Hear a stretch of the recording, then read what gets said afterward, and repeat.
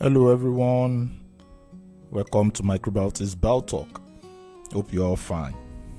Today we're starting a training series on maternal, infant and young child nutrition, MIYCN at Microbiotics. And my name is Tayo Fasun. I am the CRCO of Microbiotics and of course the narrator for Bio Talk.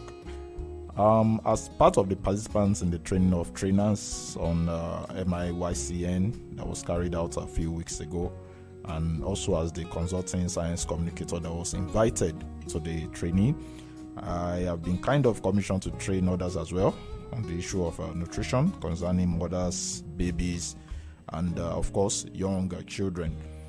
In the training, there are 10 modules to be treated.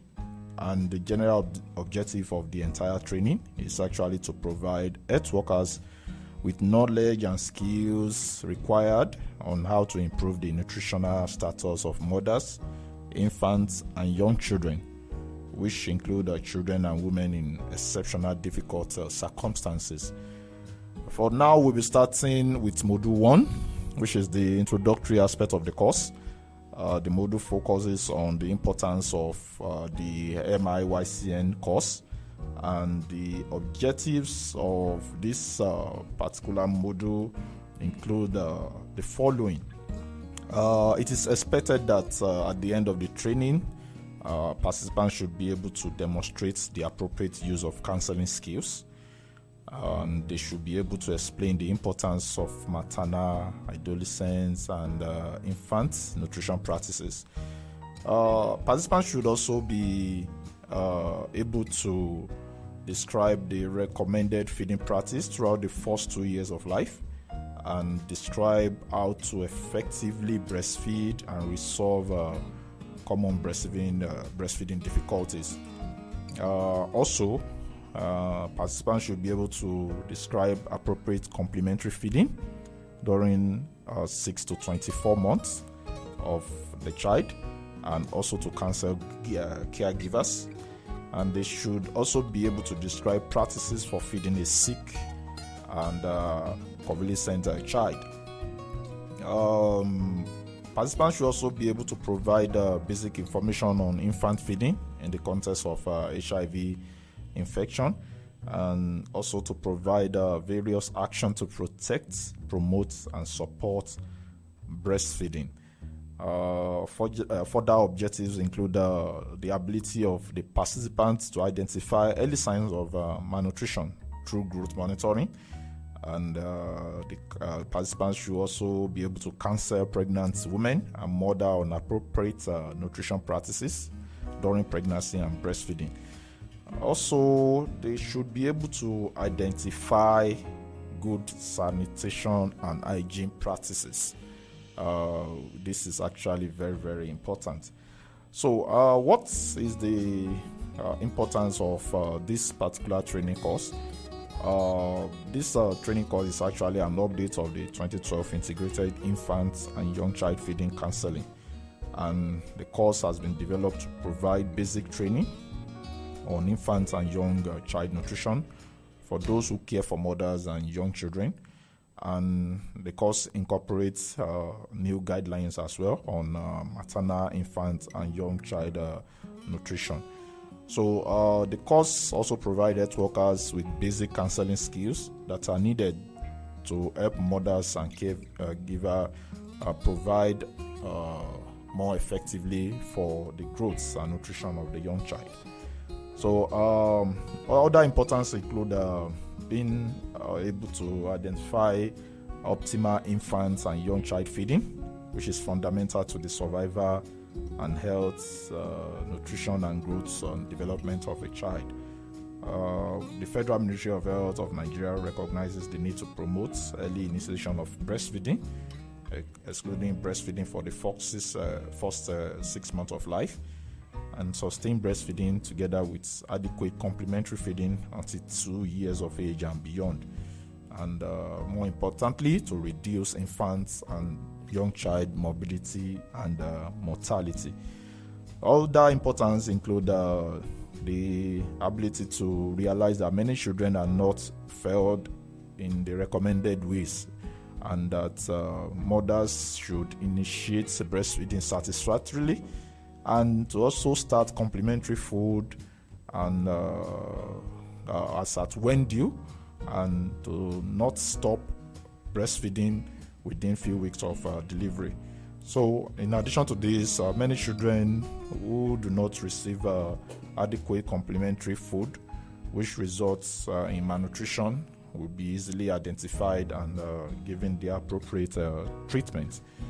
So it has been noticed that fewer mothers practice early initiation of breastfeeding in Nigeria, with statistics showing that only 42% of mothers put their babies to breast within 1 hour of birth.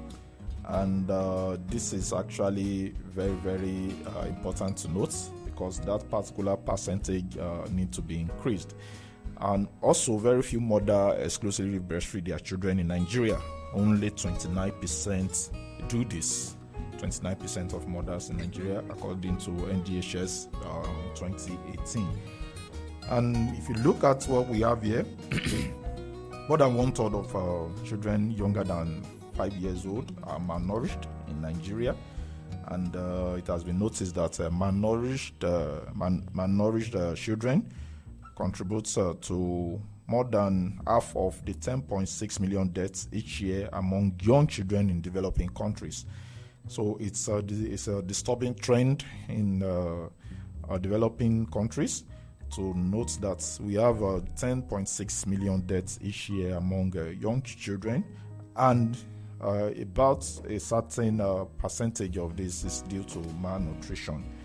So among the children that are younger than 5 years old, under 5-year children, about 37% of them have stunted growth, 22% of them are underweight, 7% of them are wasted, and 68% of children within 6 to 59 months are anemic in nature. So this showed the prevalence of malnutrition in Nigeria.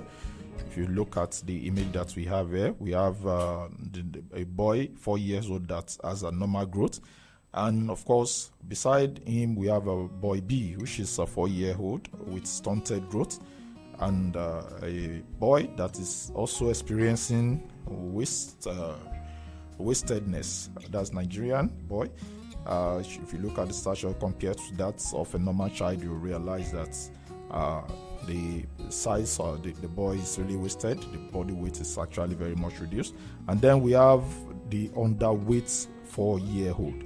If you look at the percentage, you realize the percentage actually vary. We have a 34% of normal child, a boy with normal weight, 37% of those with stunted growth, 7% of wasted children, and then 22% of underweight children. So poor feeding practices are common among children, and of course majorly because there is also low dietary diversity. Statistics have shown that 11% of children between 6 to 23 months were fed on a minimum acceptable diet in the 24 hours before the survey. Only 11% of children are fed within the acceptable diet, minimum acceptable diet. That's actually very low. And also among women, we have 58% of them that have been reported to be anemic. We have 12% of women between the age of 15 to 49 having a low BMI, and we have 28% being overweight, and 50% of this same age range consuming food from 5 or more of the 10 specified food groups. So let's look at the overview of maternal, infant, and young child nutrition situation in Nigeria, so that we'll be able to describe the nutrition trend in Nigeria and then list the common nutrition problem that we have in the country. To understand the nutritional situation in Nigeria, let's take a look at the trend in the nutritional status of women of reproductive age. That's the age between 15 to 49 years old in Nigeria from 2008 to 2018. As you can see from the table that is checking the nutritional indicators, percentage of women who were overweight was 22% in Nigeria as of 2008, and it has increased to 28% as of 2018. Percentage of anemic women also reduced by just a percentage, which is not much, 57% to 56%. And those who practice exclusive breastfeeding actually did increase from 13% to 29%, which is actually very, very good. So what we understand concerning the nutritional situation in Nigeria is this. Early initiation of breastfeeding increased from 38% in 2008 to 42% in 2018. And the minimum acceptable diets, however, reduced drastically from 30% in 2008 to 11% in 2018. That's nearly a 19% reduction. Also, the prevalence of wasting has declined from 18% in 2013 to 6.8% in 2018, which is actually good.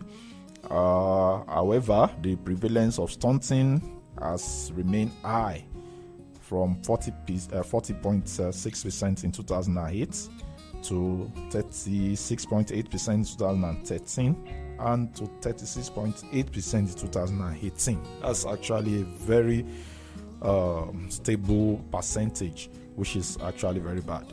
And it has been shown that malnutrition is a direct and or underlying causes of 45% of all deaths of under 5 children in the country. So, and if we look at this situation, studies have shown that adequate nutrition during pregnancy, infancy, and early childhood is very fundamental and key to the development of a child's full potential and to the health and well-being of the mother. It has been noted also that the first 1,000 days of a child's life, that's the period from conception to 2 years of age, provide a unique window of opportunity to prevent undernutrition and its consequences.